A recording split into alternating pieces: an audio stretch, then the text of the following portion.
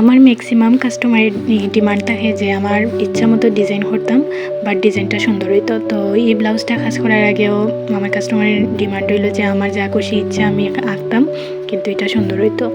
এখন আমি লাস্ট কয়েকদিন ধরে 15-16টা কাজ করছি ব্লাউজের, 15-16টা ব্লাউজেই নতুন নতুন ডিজাইন অ্যাপ্লাই করছি। আর কাজ করার আগেই মনে মনে একটা কল্পনা করে নিতাম এই টাইপের একটা ডিজাইন হইব।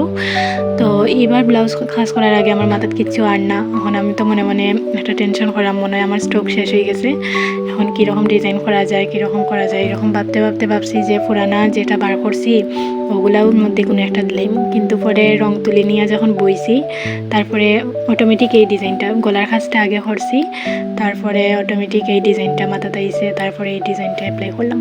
তো আমার এই ডিজাইনটা কেমন লাগছে আপনার কাছে অবশ্যই আমার জানাইবা কমেন্ট করিয়া, আর ভালো লাগলে অবশ্যই ইনবক্স করবা।